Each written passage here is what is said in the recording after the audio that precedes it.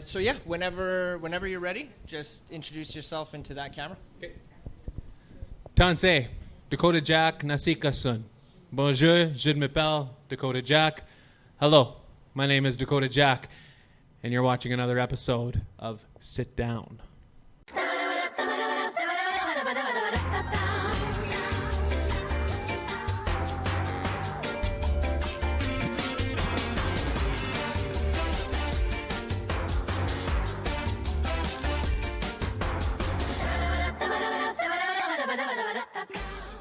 Hell Wow. yeah. That was trilingual. Okay, that was good, hey? Yeah, That was that? perfect, man. You like that? I do. I really do. Welcome everybody in house here. Good to see you guys. Heck yeah, man. Love it. I love it. And welcome to People all you showed guys up. who are watching online. Yeah, this week's a good one. You performed 3 songs for us that were freaking amazing. Thank you. Yeah, for those of you at home and in the audience, we actually met Dakota not that long ago. I think it was like two weeks weeks ago. ago. Yeah. And as you guys might know, yes, it was at the open stage again. Dakota came on there. We didn't know who he was, and another jaw dropper. So immediately, I think we kind of asked. We went up on stage and we were like, "Do you want to come on the show with us? Like, will you come to Bellevue?" And that took me by surprise, right? Oh, dude. Like I said that night, like I wasn't expecting like any type of reaction. Yeah. Like just moving to Saskatoon, fresh to Saskatoon, and like I was like, well, I heard there's like open mic nights somewhere in Saskatoon. I just gotta find where to look. Yeah. And so then I heard about you guys, like Funky Moose Records, doing one at the Capitol Music Club. So I was like, okay, I'm gonna check it out. And then you guys know like how I didn't know that you had to, pre-register to get on there, and I kind of got like the last bit of the spot there, and but everything worked out for a reason, Yeah. So. Absolutely, man. I'm so happy that we crossed paths. I remember it was either you or Colin that said something along the lines like, "I hope this guy's good." And then we were standing there, all 3 of us with our mouths open, like, Yeah, Yeah, I was pretty I was sure it's watching good. you guys too Pretty from sure like it's the good. side, because when I perform, I'm the type that puts my head down and like Yeah. close my eyes Right. and get into it, right? Yeah. And I remember looking to the side, and there was 3 of you guys standing there. That must have been that. I posted a picture, or Yeah. like that Lexi Lou put of Yeah. you, me, and Colin Yeah, looking at the the 3 wise stage, men. and I put we got a snapshot of the 3 wise men at open stage, And they're and just it's like this. They're like that was us watching Yeah. this guy playing like on stage. that for real. They were like that for the whole 3 songs, and then I think I did one more song after that. I did 4. Yeah. that The night. crowd went so wild that we were like, "Can you do another one? Like, please." So And- for the people in house that never been to the open stage, each artist gets 3 songs or 20 minutes. Whichever one comes first. Whichever one comes first. Yeah. So if you're done, if you're done your 3 songs after 15 minutes, you go off stage. But Dakota was one of the last ones on stage, and we're like, why the hell not? Do well, one and more. actually, I remember looking at the clock too, and you still had. He still had 5 Yeah, minutes 5 in minutes. his Yeah. time anyway, so it was like, yeah, we can squeeze another one in Yeah. there for sure. It was awesome, man. And then that night also, I'm gonna dive right into this. I actually found out that evening that you were 2 years into your sobriety, clean and serene, and that was just like another stamp on top of everything phenomenal about you. Yeah. So I'm very intrigued in that, because I am also a recovering addict. I've been in recovery since 2012. So it just, there's a lot that I can relate to from you, and it's intriguing to me. So I kind of want to know, we don't have to talk about addictions or recovery. This show the focus is on the music. And part of recovery is why I'm doing my music. Right. Well, let's start with that then. Absolutely. How did music help you through like those darker days, I guess? Those darker days. So when I first got into like recovery, let's start before like I got to into recovery. So I started at like a young age, performing. I actually remember the exact date. It was the end of July of 1999, and it was my mom and my dad's wedding. They're no longer together, they're divorced, but and it was their wedding, and they asked me to sing this old Cree song. It was called Kispin Kasagihin. Okay. Yeah, and it went like Kispin Kasagihin Si Mak Piyutsimin. And I remember I sang that song for my parents' wedding, and then right after that, I kind of just skyrocketed. Like after that, so 93, 94, 95, 96, 97, 98, 99. So I guess, yeah, when I was 6 years old, I just turned 6 years old when I started singing. So, yeah, like I guess like the rest is just history. But like how music helped me in like my darker days, like I kind of I think my music, honestly, it came to like a complete halt. Like when I hit recovery, like because I used my music and the way, like, I use it, the way I see it is that the creator or my higher power or my God or whatever's out there, the energy that's out there gave me a gift. And I was using it in all the wrong ways. I was using it for many different things that I shouldn't have been using it for, right? I should have been using it to help people and things like that, but I was using it to benefit me. And only me, and I was so selfish because of that. You know, I hurt many people, and you know, I have a lot of guilt because of that, because that was a gift from the higher power of my creator, right? And you know, so like when I got into recovery, like I completely went off the entire grid. I got rid of all my social media, and yeah, like I didn't play music for close to like a year. Like I think I didn't pick up my guitar for almost a year, and like I just had to find that time to like focus on myself. You know, recovery is like an ongoing process, right? You're never going to be fully recovered. It just doesn't work like that, right? So, you know, like it's just there's work that has to be done, and I still need to do a lot of that work, right? You know? Yeah. So yeah, like so we were talking earlier, and I did that show in my hometown, the Isle Cross Summerfest, and that was like my first like big show. Like, and Isle Cross Summer Festival, they have a huge show every year. Right. They had like Trooper one year. They had the Bellamy Brothers. Where is this? Isle Cross, Saskatchewan. So it's about 4 hours north of Prince Albert. So you go through Prince Albert to Shellbrook. You go past Debden, and then you go towards Green Lake, and you turn off in Green Lake, and you go past Beauval, and then you hit Isle Cross. It's on a peninsula, or how I don't know how to say it. A peninsula, is that how you say it? Yeah. So there's only one way in and one way out, right? Unless it's wintertime and they make an ice road to go across. Yeah. So they have like this huge Summerfest every year. Okay. And you performed there a year after getting sober. Yes. Yeah. So like my clean date, I think, is July 29th. 20-something. It's on my phone anyway. See, because I told you guys I stopped counting, right? Yeah. So, yeah, it was July, and then Summerfest happens in August. So I was about, like a year and a month clean. Right. And I was telling my partner, I was like, babe, I got asked to do this show. I haven't played in a year, and I was like, I'm just ready to make a comeback, and I want to show people I'm still here and I haven't disappeared, you know? And so, and I went to do the show, and obviously, when you go to cabarets, there's alcohol and other things involved, right? And that energy was just so much that it just like sucked the life out of me. And like I got off the stage, like I put on a hell of a show, and I got off the stage, and I told my partner, I got into the vehicle, I closed the door, and I just took a deep breath, and I was like, whoa. I was like, I jumped the gun on that one, you know? So like I jumped into it way too quick, and like I wasn't ready to get back on stage yet. Right. Yeah. The Sit Down Podcast is brought to you by Funky Moose Records. Funky Moose Records is an online record store. We sell new and used vinyl records, storage solutions like inner and outer sleeves, and cleaning supplies from, for example, Groove Washer.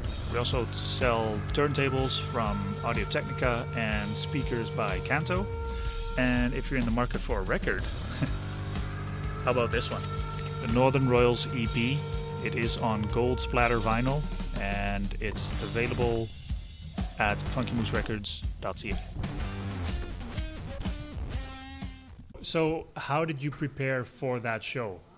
How long before that did you pick up your guitar again and was like, okay, I'm going to practice for And the like show? I didn't. Like rehearsing. Oh, you didn't? No, I don't practice. I just All right. You jump. just go. I just go.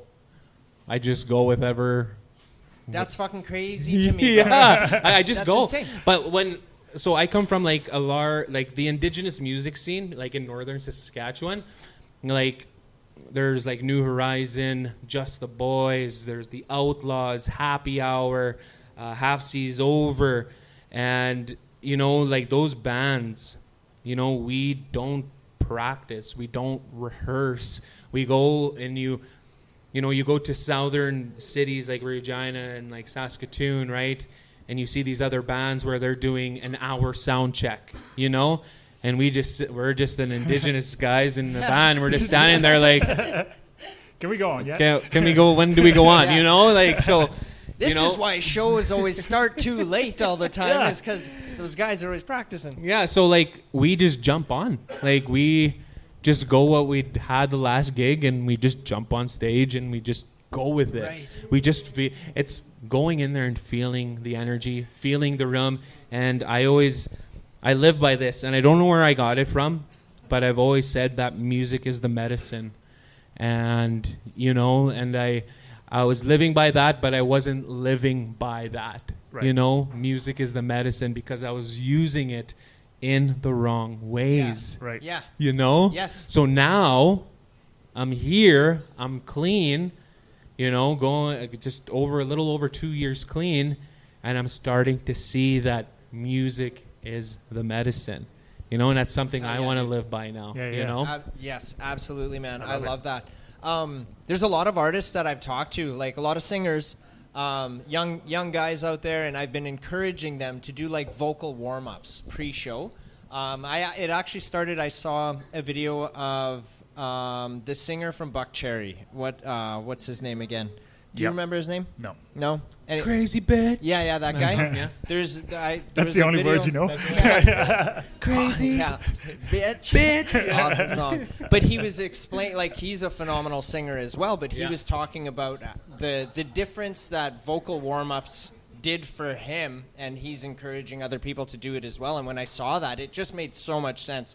I've got some friends that sing that ended up with, like, throat problems and vocal issues as a result of not doing warm-ups pre-show.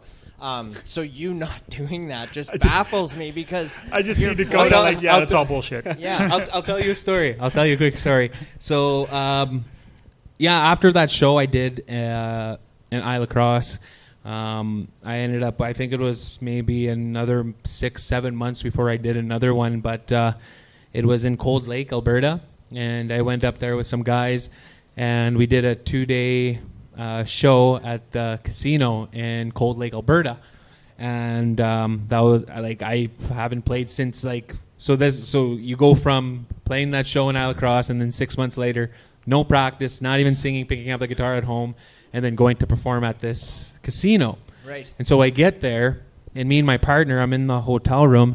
I'm like, I don't know if I'm going to be able to do this. She's like, what do you mean? I was like, well, babe, I haven't sang in 6-7 months, like, I don't know if my voice is going to handle it.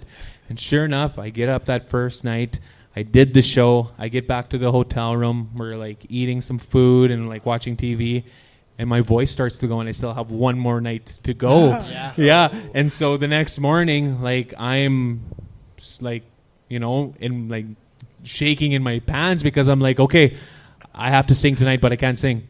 So I go, and like I just had to sing so lightly that like I was like losing my breath, and like I started to like black out, like, because I was like using so much air. Like, not enough voice, but so much air, and like I started to like get like dizzy. Oh wow. And yeah, like the guys I was playing with thought I was drinking, because I was like losing my breath. I was like going like that, you know? Yeah. And so like, don't get me wrong, like, like throat warm-ups and things like that are needed. You know, I still don't do them, you know, but, you know, I'm not going to go and be like, oh, not everybody does that. You don't have to do that. But for some people, it's needed. For some, some of us can just jump in there. But if you do jump in there and you're not ready for it, you're gonna have prepared for the repercussions of be prepared that, of having. And then I lost my voice for like 3 or 4 days after that. Holy smokes! Yeah. If you don't warm up, don't do 2 nights in a row. Yeah, don't do 2 nights in a row. Make sure you're practicing at least 2 months before you get to that show. Absolutely. Next song I'm gonna do for you guys is I'm gonna do. So I grew up. I really idolize Johnny Cash. And that's one of the reasons why my wife, well, I call her my wife. She's my fiance, but I already call her my wife, you know. She had purchased me a Martin guitar. And the reason behind it is because she knew I looked up to Johnny Cash so much that she did all her research for a couple months. And she found almost to the T, almost identical to what Johnny Cash used to play. And this is one of the most identical ones, I guess you would say. But she did her research, and I'm very grateful to have her in my life. She couldn't be here today. She's at home finishing up her last 4 classes for her Indigenous social work. And I get emotional when I talk about it because I wouldn't be where I am today without her pushing me to be the musician I am today. So this one's called Folsom Prison Blues, and it goes a little something like this, and it's my own little rendition, so I hope you guys enjoy it.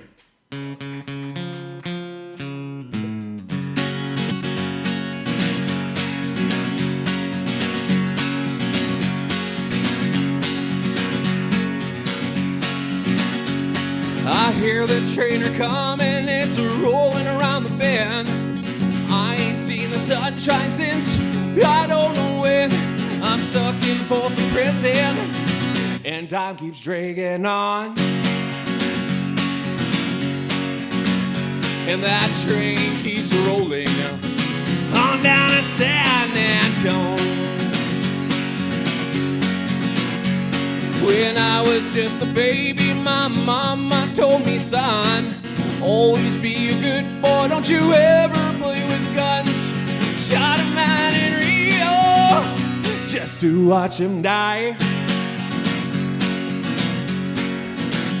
When I hear that whistle blowing, I hang my head and I cry.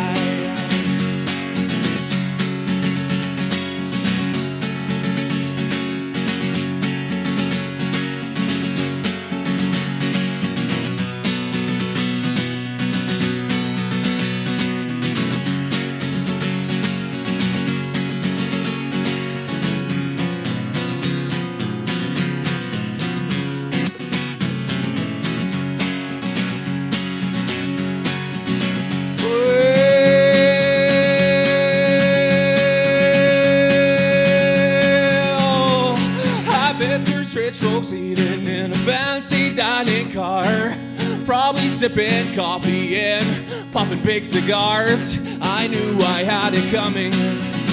I know I can't be free, but those people keep a moving, and that's what tortures me.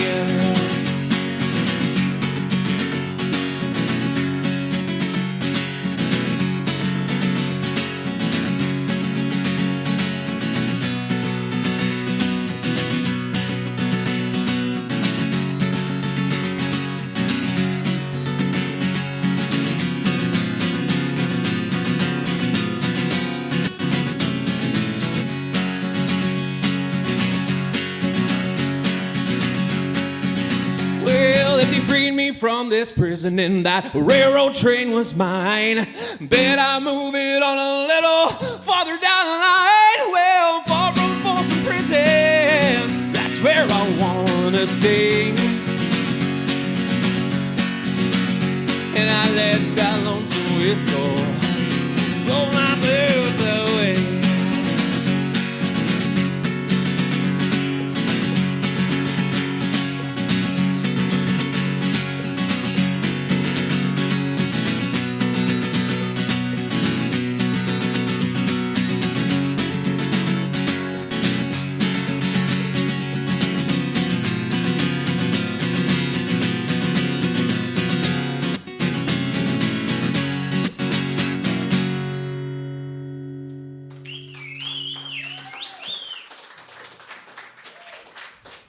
Thank you, guys. So you grew up in Prince Albert, but you're currently living in Saskatoon. Yep. So Saskatoon's home base now. Saskatoon is home. Yes. So yeah. like that has been a journey for sure. Living in a small city, like basically. So like I was born in Isla Crosse, but then my parents had moved to Saskatoon when I was just a little toddler guy. And then we moved back to Isla Crosse, and then I think I lasted up to grade 4 there, and then we moved to Prince Albert, and then I grew up in Prince Albert. So, like, growing up in a small community, like I'm gonna call Prince Albert a small because it's a small town when you compare What's it to the population there? Like 35,000? 35,000, maybe? Yeah. Something like that? And then you take a small town indigenous boy from Prince Albert and you take him to Saskatoon, and my eyes are just like, whoa. Yeah. You know? Lights. Like when we went to go view the place we're staying at, me and my partner, and I was with so my partner was walking with the building manager of the place, and she was walking up ahead, and it was just these real long hallways, you know, and I was like looking at my mother-in-law, and there was this TikTok on TikTok of these indigenous people, and it goes like, holy, real long hallway. And I said that to my mother-in-law, and she just bursted out laughing, like right in the hallway, because like, I'm not used to that lifestyle, right? I'm not used to 10-foot ceilings and, you know, having an island and all that stuff. I didn't even know what a coffee press was until I met my partner, you know, like I didn't know what any of that stuff was. Like I was just so, what's the word? Not secluded. Is it secluded? Isolated? Isolated, yeah. Like I was just so isolated, and like how my lifestyle was. Right. You know? So is your partner from Saskatoon then? Yes, Okay. she's Saskatoon all the way. So she introduced you to a few things. For sure. Coffee. You So know? do you drink pressed coffee? Every morning, Yeah? I press my own coffee. Yeah, like I pour, and it's It has to be Starbucks coffee, and I do 3 scoops, Man, and then I I can't- have a kettle, and then start the kettle up, and I wait for the water to boil, and I just pour it real slow. Man, I'm so like you know what? mundane. Boiling water is bad for coffee. You Huh? should do it at 85 degrees. 85 degrees, 86. Oh, Okay. 86 degrees? 86 degrees. 86 degrees. It's 85. Okay, yeah. So I'll have to remember that. I'll have to see the taste difference. You got to try it at 85 and at 86 and then report back to us Yeah. on which one's the And way then to go. and when you say it's 85 degrees and that's better, Yeah. Then we'll go from there. We'll go from there. Heck yeah. You ever wait in anticipation for your song to play on the radio, knowing that it's been requested so many times, and you still can't get it on there? Check this out. Go to Funky Moose Radio, to the app, and scroll all the way down, and hit the S button for the search engine. Type in the song that you want to listen to. Hey, Kemper! Kemper, come here, buddy. Come here. What's the name of that song that reminds you of My Singing Monsters that you like? Semi-climactic. And boom, your song is played. So yeah, go to Funky Moose Radio and request a song. Stay tuned and enjoy.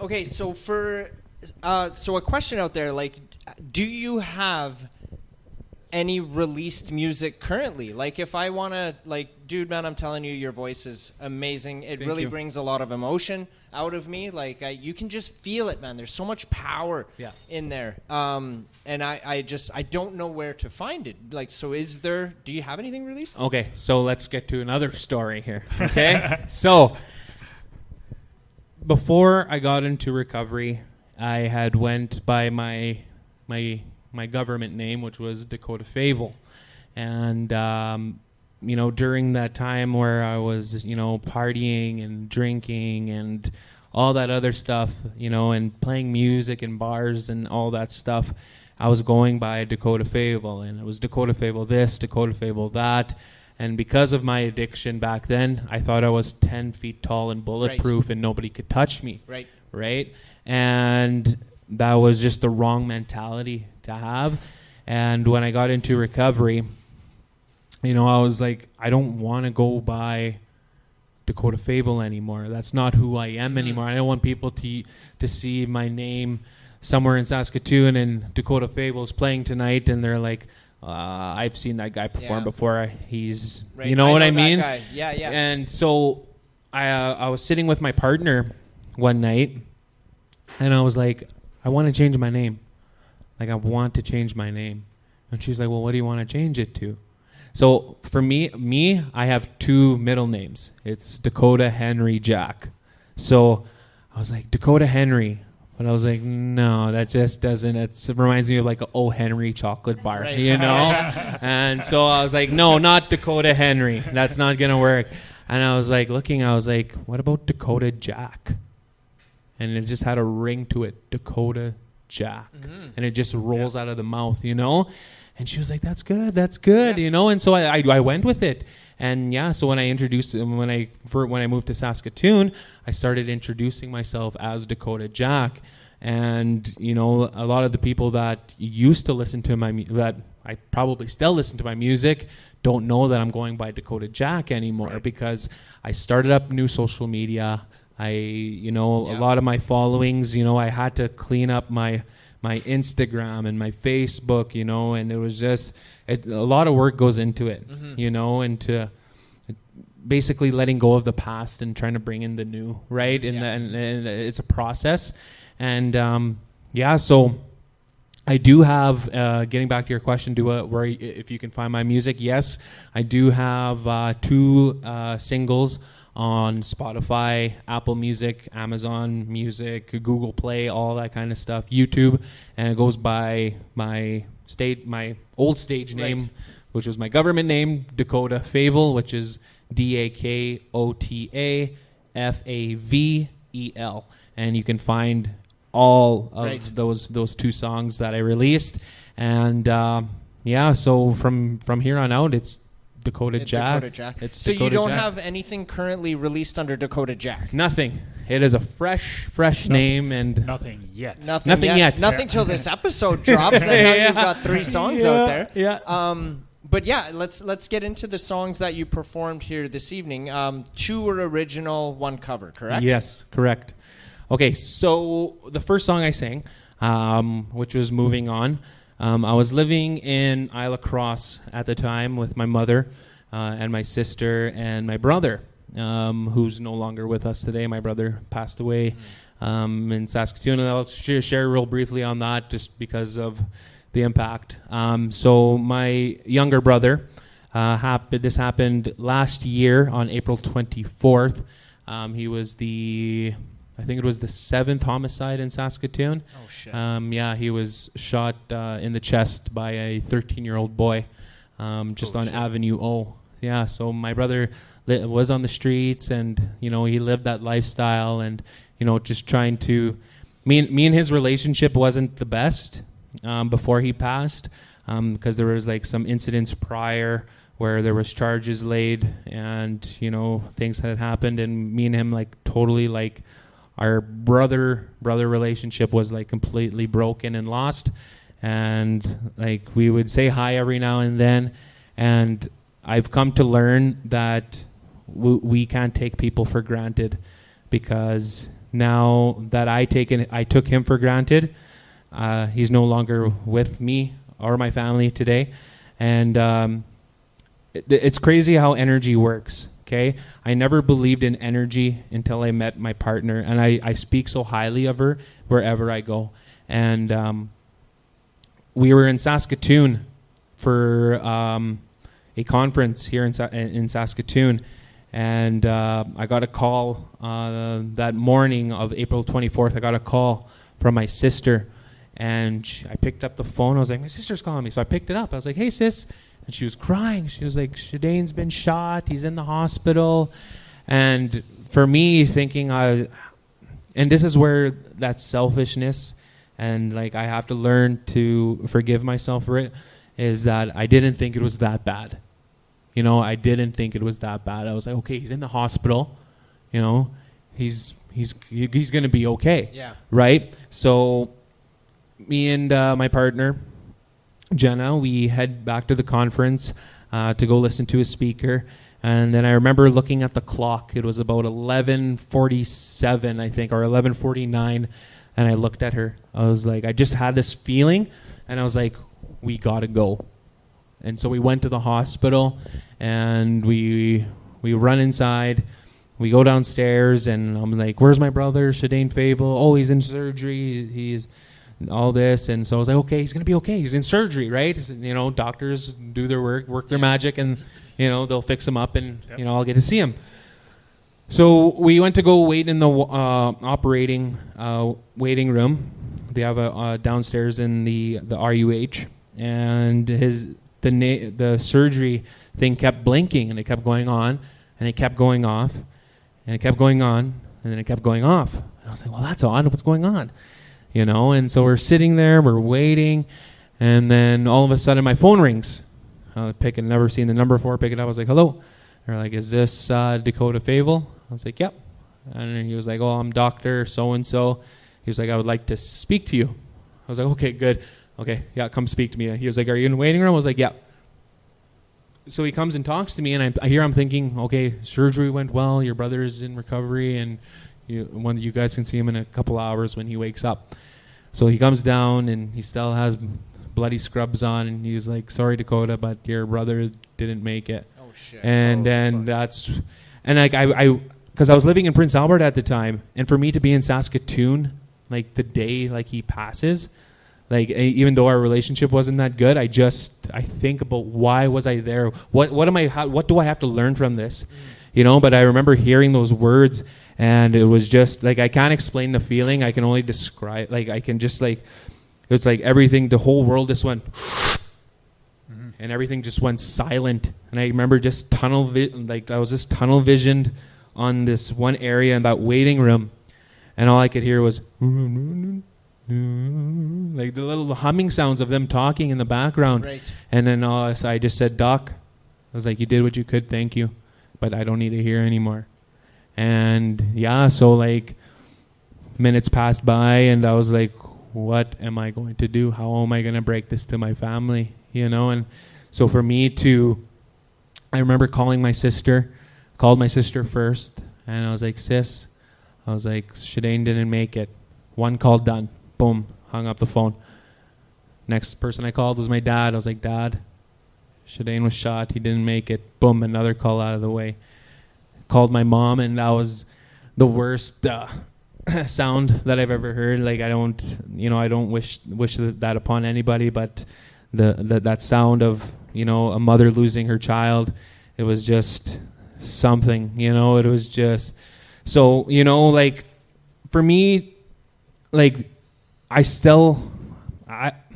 have a difficult time sometimes, like trying to answer the questions, why was I there?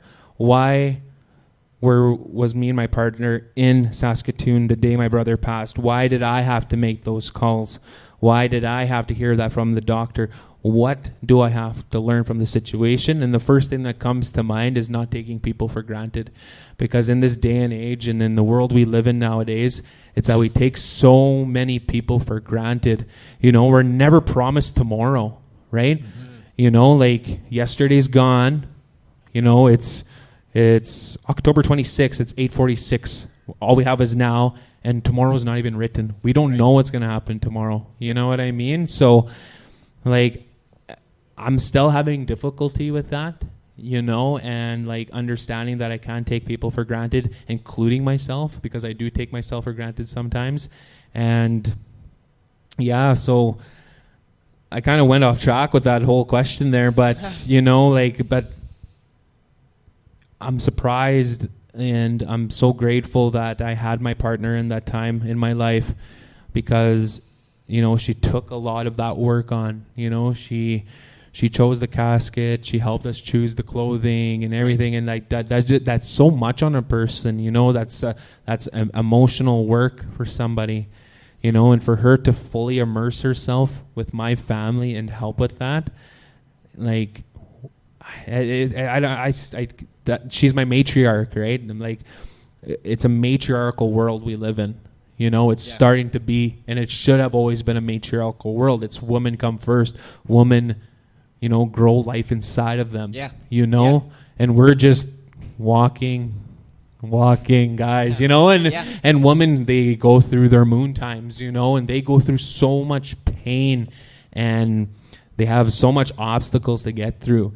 And I'm not going to say I can't speak for all men, but a lot of men take women for granted.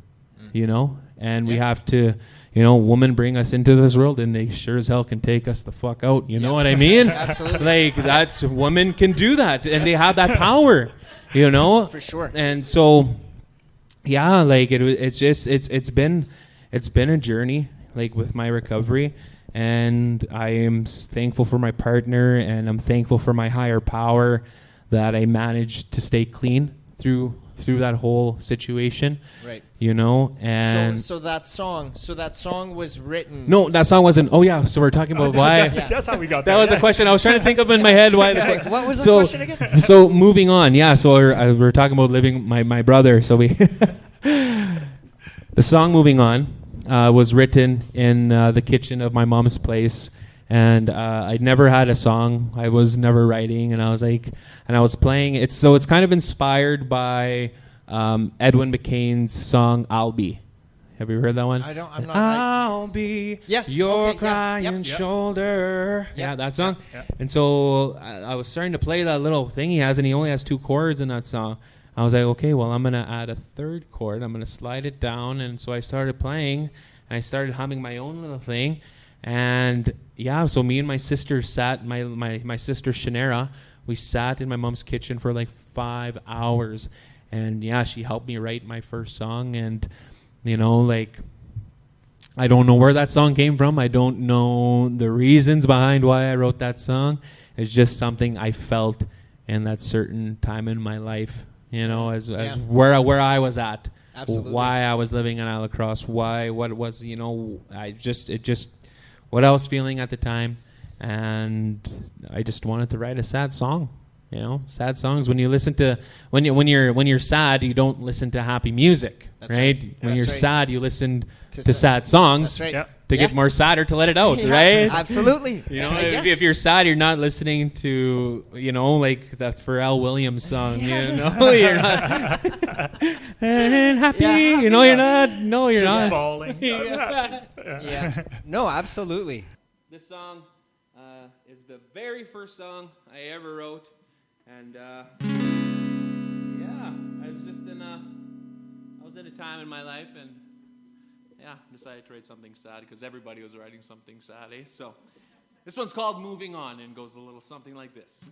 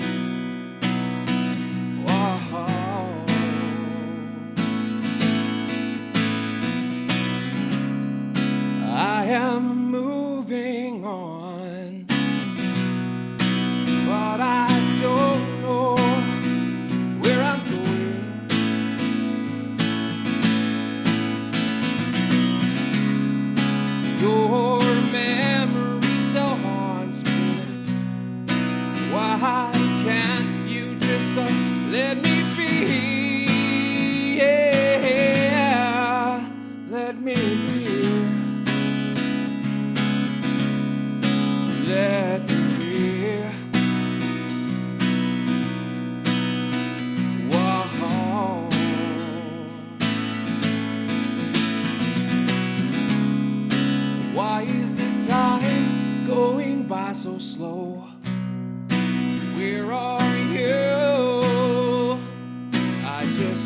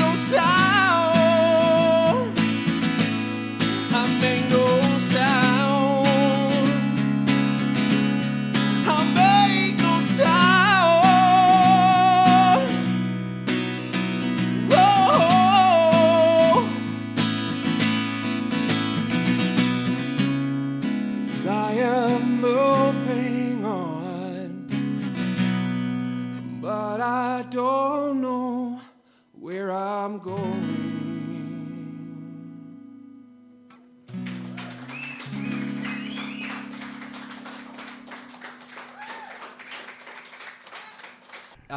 Yeah, it's freaking amazing. So, do you have any like plans moving forward to like get these legitimately recorded, mixed, mastered, and release them officially?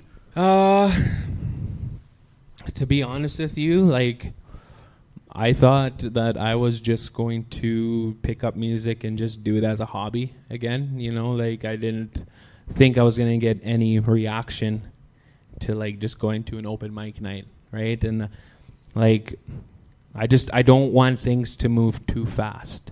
Yeah, you know, right. We were kind of having this conversation earlier as well. That I was telling Dakota, in my own opinion, that I think because of how much talent he has and how much experience or lack of experience he's got, that when it does happen, it's going to happen extremely quickly. Like faster than he wants, than he would be comfortable with, for sure. And to just be aware of that, because shit, man, like, think of how quickly we wanted our hands on you. Yeah. After seeing you, we were like, shit, will you come to Bellevue and come on this show with us? Like, it was immediate. That took 2 songs. And I was so grateful to accept, you know, and make my way down here today from Saskatoon. And, you know, I'm just right now, I can't really answer that question because, you know, life gets in the way, right? I have 2 stepsons at home. One's in hockey. One just started learning how to skate. My fiance's finishing her last 4 classes of her Indigenous social work.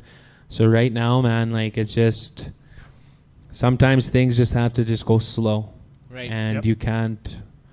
Like, when the timing is ready, when the timing is there, the timing will come, and I maybe in months from now, you know, who knows where this is gonna get me. But right now, I just want to ride the wave, and I just want to enjoy life for what it is right now. Heck yeah! Because you know, my stepson, my oldest stepson, he's 12. He'll be 13 in March. He is playing his first hockey game tomorrow, right? And like, when you get involved with music and, you know, potentially going on tours and opening up for acts or going to, you know, open up at Capitol Music Club for an artist for just, you know, throwing it out there, you know. Sometimes we're not going to make it to those things, you know. So I have to allow myself that grace right now, and, you know, just be grateful that I'm clean today, and I have family, and, you know, family has to come first, you know, and the rest will follow. Yeah. Well, when you do decide to do something with your music, Joel and I are in your corner. So. Absolutely. And I really, really. We do, and we're not coming at you with our hand out or anything like that. It's just want you to know that we're here. And if there's anything that we can do for you, just ask us, man. If we can help, we will. If we can't, we'll just tell you that we can't. I'm not disappearing. I'm not going anywhere. Yeah. I'm not going anywhere. Good. So right now, I just need to let things just go slow and breathe, because things can happen. I think that's smart. And things can happen quick. I think it, and you guys know that. Both of you. I'm pretty sure for you, it's going to. Yeah. So knowing that and being able to prepare for that. Yeah. Kind of like doing vocal warm-ups before you go on. You should probably start doing that. Yeah. Here's an original song. This one's called Her Song, and it goes a little something like this. Hope you guys enjoy it.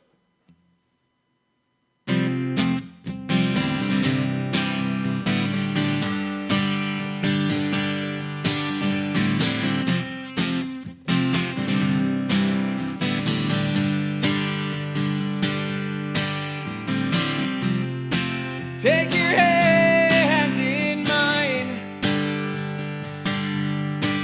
like Johnny and June, babe, we'll walk the line.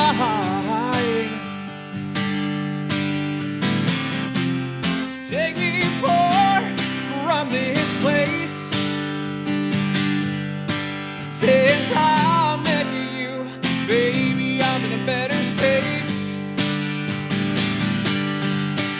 'Cause I don't wanna leave you, don't wanna lose you now. Your beauty is amazing, baby. Take a bow, oh, take a bow.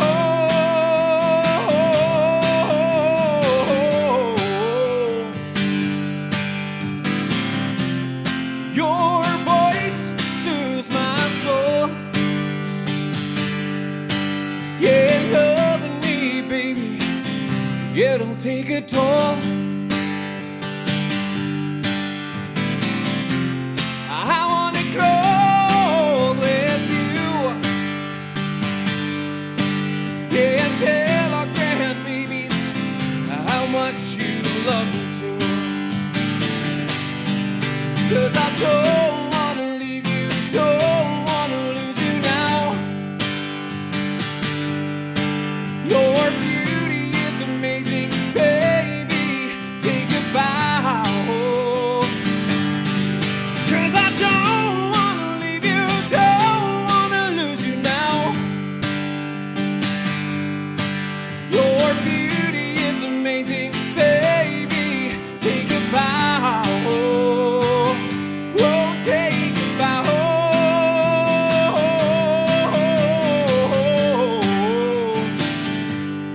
Take a bow.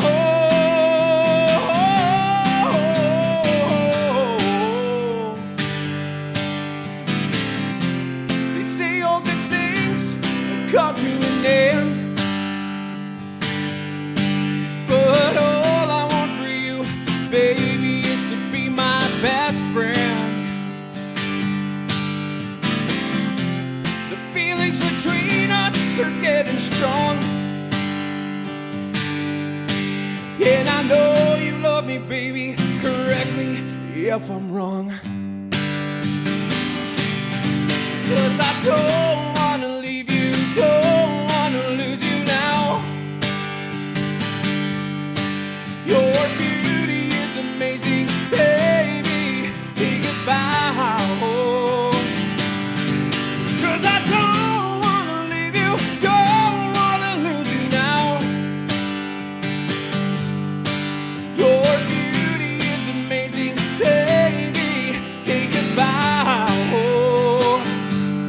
Take a bow.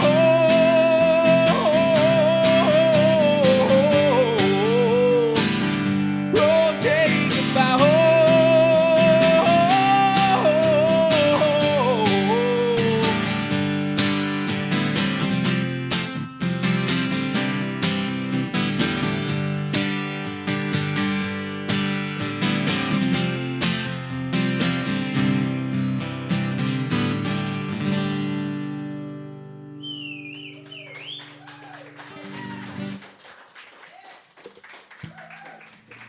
Let's talk about the other song.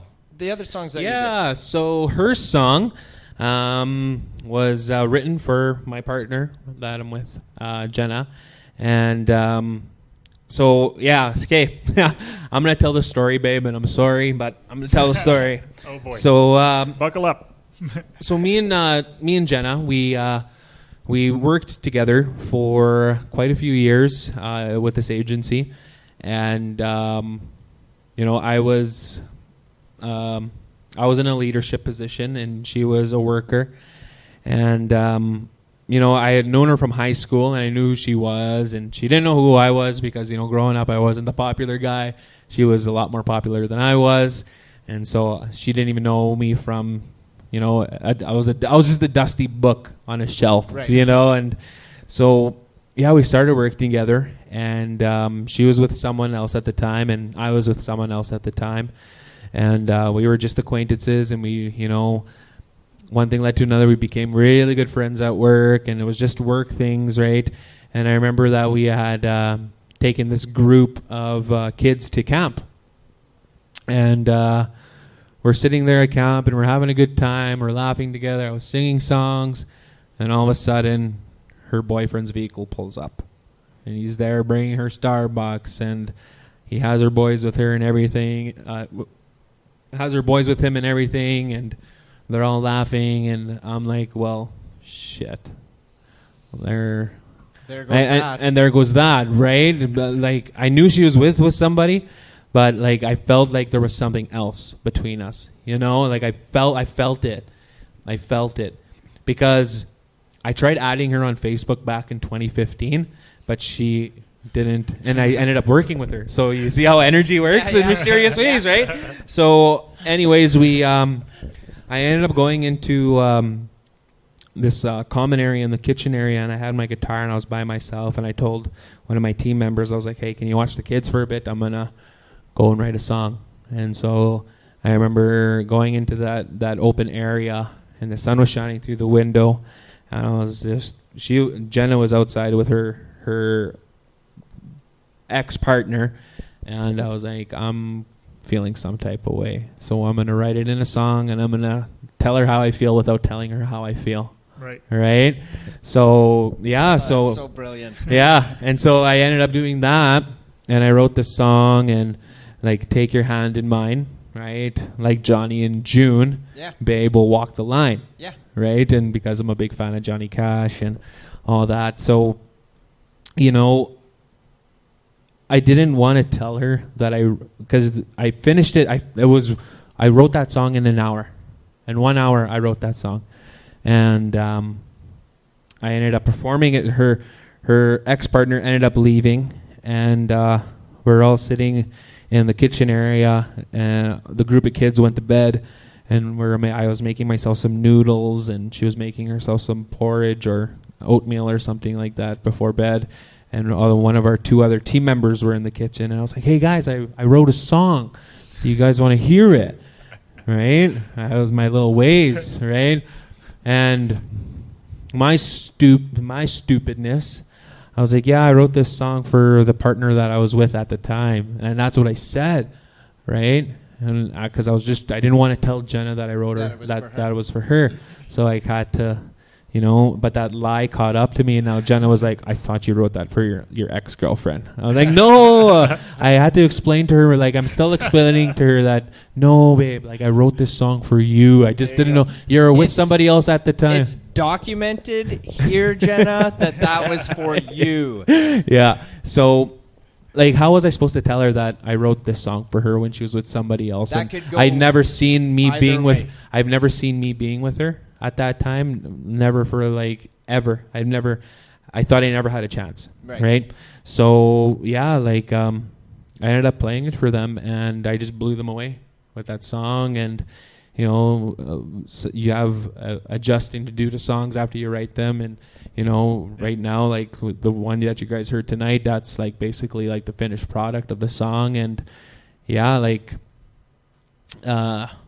so that's where that song come from. That's how it came about. And yeah, it's like Johnny and June, we're walking the line, baby. Remember that. We're walking the line. I love it.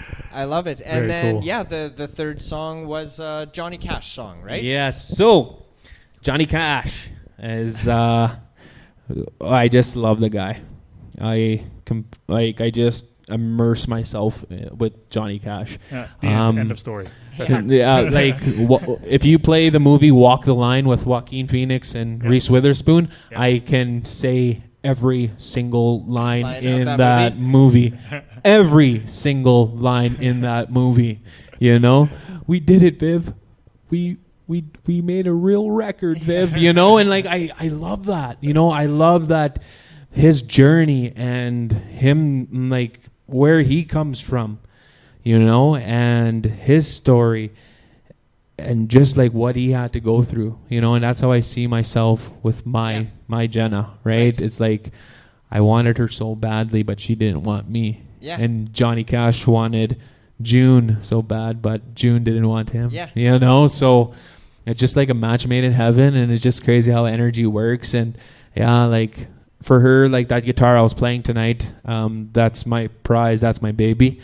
That's my prized possession. And she did a lot of research before she purchased the guitar.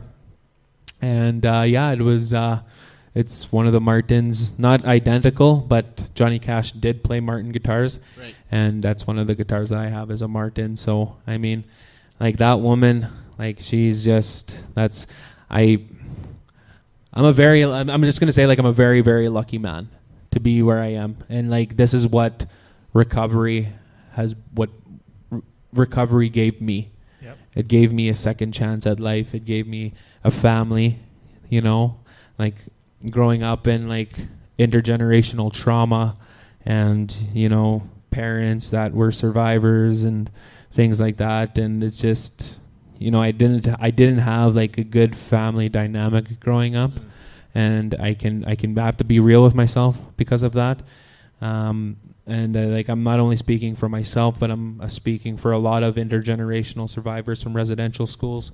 You know, my wife is a really big advocate for residential school and the child welfare system and all that kind of stuff. So, like, I mean, me having her family and them loving me for who I am and looking past the mask that I've been wearing for so many years.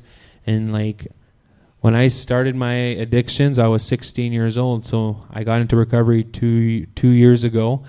So I went back to 16. Yeah. You know? Yep. So right now, like, So in real time, I'm 18. Yep. You know? So I'm still trying to figure out who I am. So it makes sense because my wife said you don't look I don't look 30. A year over 20 or something. Yeah. So, you know, I'm still learning, and every day I wake up, you know, I have to allow myself to be grateful, and like I don't and like I'm just being honest, you know. Yeah, I still take people for granted in my life where I shouldn't be taking people for granted. You know, I'm human, and you know, it's just I have to put the work in, you know, just as like everybody else does when they're finding who they are. And you know, one of my outlets right now is my music, and like I just want to do it right this time. Yes. You know, I want to do it clean, and I want to do it right. And you know, I'm not, you know, people are, you hear people like, oh, shoot for the stars, and if you don't land in the stars, you'll land beyond whatever. No, shoot for the moon, and if you don't land on the moon, you'll land beyond the stars or something. Shoot for the stars and land on the moon. Oh yeah. Is it? No. Something like that. I But the viewers, if you know what it is, put it in the comments, and then we'll go from there. I'm pretty sure we've said it on Yeah. a few But episodes. you know, like I'm not aiming for that, you know, like right. I'm like staying grounded for now. I'm going to stay grounded for now, and wherever this goes, it's meant to be. And if it's not meant to be, who cares? I got the Capital Music Club to go Hell do yeah, dude. open Please mic night. promise Shout me. out to Capital Music Club. Honestly.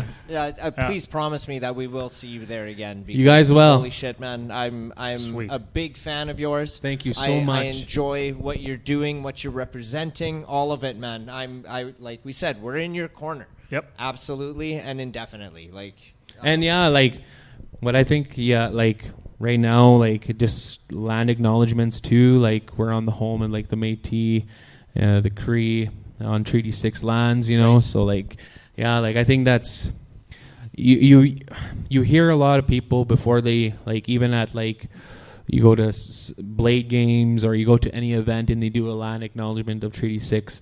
Yeah, you can acknowledge the land that you're on, but what are we doing about it?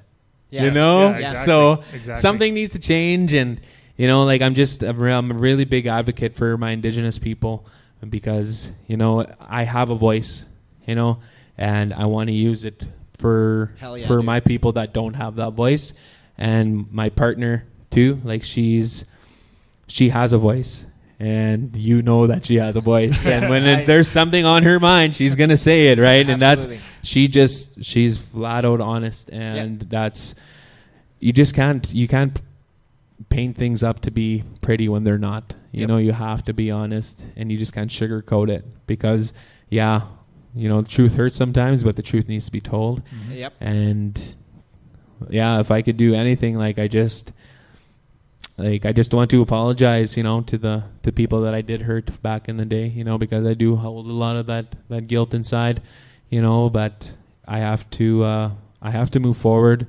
with where I'm trying to go. And wherever this, like I said, wherever the music takes me, it takes me. And if it's meant to be, it's meant to be. And if it's not, it's not. Then but so be it. Then so be it. Yeah. That's right. Dude, we freaking love you. Speaking of family, we want you to know that you are officially part of this family, you. this herd. Thank you. You are Welcome to the part of herd. this. We have an open door policy here for you, so if there's anything that you want to plug or promote or anything going on and you want to or just come and hang out with us on the show again, man, you are more than welcome to. Please just hit us up. Yep. We would love to have you back anytime, man. Thanks, guys. Quick thing, too. The Saskatchewan Indigenous Awards are coming up here in November. I was Is going it? to say November. That rings Is a bell, it yeah. November? Yeah, the think so. first annual Saskatchewan Indigenous Music Awards. Cheryl Kimbley's on the board. Roland Corgle, Donnie Peranto's on the board. I don't know who else is on the board, but that's all that can come to mind right now. But yeah, they're hosting it at the E.A. Rawlinson Center coming up here. So I think that's going to be really exciting, especially for Saskatchewan Indigenous artists, because there's nothing like it out there other than, like the Saskatchewan Music Awards that, so They have an Indigenous part in there, but it's just a category. yeah, it's not quite the same. It's not quite the same. So this one's going to be acknowledging almost all. Right. Yeah, the That's ones awesome. that were nominated. Well, let's go. Yeah. Let's go. Let's go to it. Let's go to it. I want to dress up nice. I'm in. Yeah. I want to dress up Yeah, nice. let's suit and tie it. Suit and tie. I'm going to dress all black. Dude, yeah, do it. Heck yeah. All right, like I said, you can come back anytime. Thank you guys in-house. Thank you guys. We truly appreciate it. And for those of you at home, thanks for tuning in, and we'll see you guys next week. Bye.